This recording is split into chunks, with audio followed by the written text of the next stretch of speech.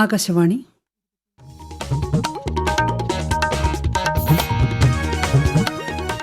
നമസ്കാരം. പ്രാദേശിക വാർത്തകൾ വായിക്കുന്നത് ലിൻസ സിറാജ്. പ്രധാന വാർത്തകൾ. തദ്ദേശ സ്വയംഭരണ തെരഞ്ഞെടുപ്പിനുള്ള പ്രചാരണം ഊർജിതം. സമ്മതിദായകരെ നേരിൽ കണ്ട് വോട്ട് അഭ്യർത്ഥിക്കാനുള്ള തിരക്കിൽ സ്ഥാനാർത്ഥികൾ. തദ്ദേശ തെരഞ്ഞെടുപ്പിന്റെ ജില്ലാതല പ്രവർത്തനങ്ങൾ വിലയിരുത്തി സംസ്ഥാന തെരഞ്ഞെടുപ്പ് കമ്മീഷൻ. സ്വകാര്യ മേഖലയിലുള്ളവർക്ക് വോട്ട് ചെയ്യാൻ അവധി നൽകണമെന്ന് നിർദ്ദേശം. തീവ്ര വോട്ടർ പട്ടിക പരിഷ്കരണത്തിന്റെ ഭാഗമായി എന്യൂമറേഷൻ ഫോം പൂരിപ്പിച്ച് നൽകിയവർ കരട് വോട്ടർ പട്ടികയിൽ ഉണ്ടാകുമെന്ന് മുഖ്യ തെരഞ്ഞെടുപ്പ് ഓഫീസർ രത്തൻ യു കേൽക്കർ. നാവികസേനാ ദിനാഘോഷങ്ങളുടെ ഭാഗമായി തിരുവനന്തപുരം ശംഖുമുഖത്ത് നടന്ന ഫുൾ ഡ്രസ് റിഹേഴ്സൽ കാണികളുടെ മനം കവർന്നു. പ്രധാനമന്ത്രി നരേന്ദ്രമോദിയുടെ പ്രതിമാസ റേഡിയോ പ്രഭാഷണ പരിപാടി മൻ കി ബാത് നാളെ രാവിലെ 11 മണിക്ക്. ദിത്വ ചുഴലിക്കാറ്റ് തമിഴ്നാട് തീരത്തോട് അടുക്കുന്നു. തമിഴ്നാട്, പുതുച്ചേരി, തെക്കൻ ആന്ധ്രാപ്രദേശ് തീരങ്ങളിൽ ജാഗ്രതാ നിർദ്ദേശം. വാർത്തകൾ വിശദമായി. സംസ്ഥാനത്ത് തദ്ദേശ തെരഞ്ഞെടുപ്പിനുള്ള പ്രചാരണം ഊർജിതം. സമ്മതിദായകരെ നേരിൽ കണ്ട് വോട്ട് അഭ്യർത്ഥിക്കാനുള്ള തിരക്കിലാണ് സ്ഥാനാർത്ഥികൾ. ഡിസംബർ 9, 11 തീയതികളിലാണ് വോട്ടെടുപ്പ്. ഇലക്ട്രോണിക് വോട്ടിംഗ് മെഷീനുകളുടെ വിതരണവും ആരംഭിച്ചിട്ടുണ്ട്. ആദ്യഘട്ട പരിശോധന കഴിഞ്ഞ് പ്രവർത്തന സജ്ജമായ ഇലക്ട്രോണിക് വോട്ടിംഗ് മെഷീനുകളാണ് ജില്ലകളിലെ സ്ട്രോങ് റൂമുകളിൽ നിന്ന് വിതരണ കേന്ദ്രങ്ങളിലേക്ക് കൊണ്ടുപോകുന്നത്. തദ്ദേശ തെരഞ്ഞെടുപ്പുമായി ബന്ധപ്പെട്ട് വിവിധ ജില്ലകളിലെ പ്രവർത്തനങ്ങൾ സംസ്ഥാന തെരഞ്ഞെടുപ്പ് കമ്മീഷണർ എ ഷാജഹാൻ വിലയിരുത്തി. സ്ഥാനാർത്ഥിയുടെ പ്രചാരണ വാഹനത്തിന് വരണാധികാരിയുടെ മുൻകൂർ അനുമതി വാങ്ങണമെന്നും സ്വകാര്യ ആവശ്യങ്ങൾക്കുള്ള വാഹനങ്ങളിൽ പ്രചാരണം പാടില്ല എന്നും അദ്ദേഹം പറഞ്ഞു. സ്വന്തം ജില്ലയ്ക്ക് പുറത്ത് ജോലി ചെയ്യുന്ന വോട്ടർമാർക്ക് സ്വന്തം ജില്ലയിലെ പോളിംഗ് സ്റ്റേഷനിലെത്തി വോട്ട് ചെയ്യുന്നതിന് പ്രത്യേക അനുമതി നൽകാനും നിർദ്ദേശം നൽകി. ജില്ലാ തെരഞ്ഞെടുപ്പ് ഉദ്യോഗസ്ഥർ, ജനറൽ ഒബ്സർവർമാർ, ചെലവ് നിരീക്ഷകർ എന്നിവർ ഓൺലൈൻ യോഗത്തിൽ പങ്കെടുത്തു. വോട്ടെടുപ്പിന്റെ തൊട്ടടുത്ത ദിവസം പ്രവൃത്തി ദിവസമാണെങ്കിൽ പോളിംഗ് ഉദ്യോഗസ്ഥർക്ക് അന്നുകൂടി ഡ്യൂട്ടി ലീവ് അനുവദിക്കണമെന്ന് സംസ്ഥാന തെരഞ്ഞെടുപ്പ് കമ്മീഷൻ നിർദ്ദേശം നൽകി. പോളിംഗ് ഡ്യൂട്ടിക്ക് നിയോഗിക്കപ്പെടുന്ന ഉദ്യോഗസ്ഥരുടെ ഡ്യൂട്ടി കാലയളവ് തെരഞ്ഞെടുപ്പിന്റെ തലേദിവസം രാവിലെ മുതൽ പോളിംഗ് ദിവസം പോളിംഗ് സാധനങ്ങൾ സ്വീകരണ കേന്ദ്രത്തിൽ തിരികെ ഏൽപ്പിക്കുന്നതുവരെയാണ്. സ്വകാര്യ മേഖലയിൽ ജോലി ചെയ്യുന്ന സമ്മതിദായകർക്കും വോട്ട് രേഖപ്പെടുത്തുന്നതിന് വേതനത്തോടുകൂടിയുള്ള അവധി നൽകണമെന്നും നിർദ്ദേശം നൽകിയിട്ടുണ്ട്. കൊല്ലം കോർപ്പറേഷൻ തെരഞ്ഞെടുപ്പ് പ്രചാരണം ചൂടേറി. 3 മുന്നണികളുടെയും സ്ഥാനാർത്ഥികൾ വാശിയോടെ പ്രചാരണം തുടരുന്നു. കൂടുതൽ വിവരങ്ങളുമായി ആകാശവാണി കൊല്ലം ജില്ലാ പ്രതിനിധി നീരജ് ലാൽ. പരിചയസമ്പന്നരും പുതുമുഖങ്ങളുമായ മികച്ച സ്ഥാനാർത്ഥികളെ രംഗത്തിറക്കിയാണ് 3 മുന്നണികളുടെയും പോരാട്ടം. വികസന മുരടിപ്പ്, അഴിമതി, മാലിന്യ പ്രശ്നം, തെരുവുനായ ശല്യം, കുടിവെള്ള പ്രശ്നം, റോഡുകളുടെ ദുസ്ഥിതി തുടങ്ങിയ വിഷയങ്ങൾ ഉയർത്തിക്കാട്ടിയാണ് UDF NDA സ്ഥാനാർത്ഥികളുടെ പ്രചാരണം. 25 വർഷമായി നടപ്പാക്കിയ വികസന പദ്ധതികൾ എടുത്തുകാട്ടിയാണ് LDFന്റെ പ്രചാരണം. വീടുകളിലെത്തി വോട്ടർമാർക്ക് ലഘുലേഖകൾ നൽകി വോട്ടഭ്യർത്ഥിക്കുന്ന തിരക്കിലാണ് സ്ഥാനാർത്ഥികൾ. പ്രചാരണത്തിന്റെ 1ാം ഘട്ടത്തിൽ 3 മുന്നണികളുടെയും സംസ്ഥാന നേതാക്കൾ കോർപ്പറേഷൻ തെരഞ്ഞെടുപ്പ് ക്യാമ്പയിനുകൾ പങ്കെടുത്തു കഴിഞ്ഞു. LDF 38, UDF 10, NDA 6, സ്വതന്ത്രൻ 1 ഇങ്ങനെയാണ് കഴിഞ്ഞ തെരഞ്ഞെടുപ്പിലെ ജയം. കോട്ടയത്ത് തദ്ദേശ തെരഞ്ഞെടുപ്പിനുള്ള വോട്ടിംഗ് യന്ത്രങ്ങൾ നഗരസഭകളിലെയും ബ്ലോക്ക് പഞ്ചായത്തുകളിലെയും വിതരണ കേന്ദ്രങ്ങളിലേക്ക് എത്തിച്ചു തുടങ്ങി. യന്ത്രങ്ങൾ സൂക്ഷിച്ചിരിക്കുന്ന ഏറ്റുമാനൂർ സത്രം വെയർഹൌസിൽ നിന്ന് ബ്ലോക്ക് മുനിസിപ്പൽ റിട്ടേണിംഗ് ഓഫീസർമാർ കൈപ്പറ്റി. തീവ്ര വോട്ടർ പട്ടിക പരിഷ്കരണം 2ാം ഘട്ടത്തിന്റെ ഭാഗമായി രാജ്യത്ത് 50,73,00,000 എന്യൂമറേഷൻ ഫോമുകൾ വിതരണം ചെയ്തതായി കേന്ദ്ര തെരഞ്ഞെടുപ്പ് കമ്മീഷൻ. ഈ ഘട്ടത്തിൽ ഉൾപ്പെട്ട മൊത്തം 51 കോടി വോട്ടർമാരുടെ 99.53% ഫോം ലഭ്യമാക്കിയിട്ടുണ്ട്. അന്തിമ വോട്ടർ പട്ടിക ഫെബ്രുവരി 7 പ്രസിദ്ധീകരിക്കും. അനർഹരെ വോട്ടർ പട്ടികയിൽ നിന്ന് ഒഴിവാക്കണം എന്നതാണ് തീവ്ര വോട്ടർ പട്ടിക പരിഷ്കരണത്തിന്റെ ലക്ഷ്യമെന്ന് മുഖ്യ തെരഞ്ഞെടുപ്പ് officer Rathan U Kelkar. December 4 വരെ കാത്തിരിക്കാതെ എന്യൂമറേഷൻ ഫോമുകൾ എത്രയും വേഗം പൂരിപ്പിച്ച് നൽകണമെന്ന് അദ്ദേഹം അഭ്യർത്ഥിച്ചു. ഏകദേശം 73% നമുക്ക് ഡിജിറ്റൈസ് ചെയ്യാൻ സാധിച്ചിട്ടുണ്ട്. ഇതുവരെ 85% പ്ലസ് ഫോംസ് ആൾക്കാർ പൂരിപ്പിച്ച് തിരിച്ച് നൽകിയിട്ടുമുണ്ട്. സോ ഇന്ന് നാളെ നമ്മൾ എല്ലാ ജില്ലയിലും ഡിജിറ്റൈസേഷൻ ക്യാമ്പ്സ് അതുപോലെ തന്നെ കളക്ഷൻ ക്യാമ്പ്സ് ഒക്കെ നമ്മൾ ഓർഗനൈസ് ചെയ്തിട്ടുണ്ട്.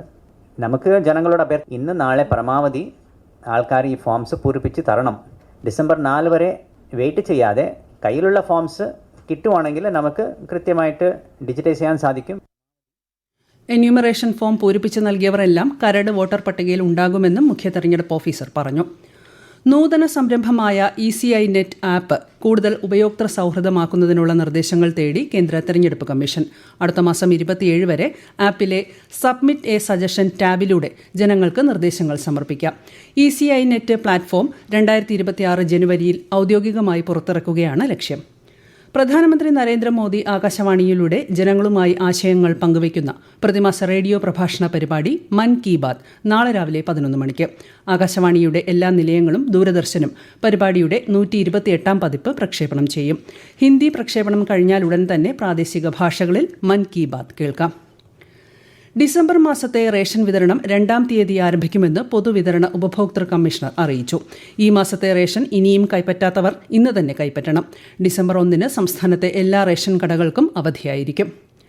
ആകാശവാണി തിരുവനന്തപുരം പ്രാദേശിക വാർത്താ വിഭാഗം അവതരിപ്പിക്കുന്ന പ്രത്യേക പരിപാടിയായ നല്ല വാർത്ത എല്ലാ ശനിയാഴ്ചയും വൈകുന്നേരം 6:40-ന് പ്രക്ഷേപണം ചെയ്യുന്നതാണ്. ഇന്ന് 6:30-ന്റെ പ്രാദേശിക വാർത്തകൾക്ക് ശേഷം നല്ല വാർത്ത കേൾക്കാം. ഈ വാർത്തകൾ ആകാശവാണിയിൽ നിന്ന്.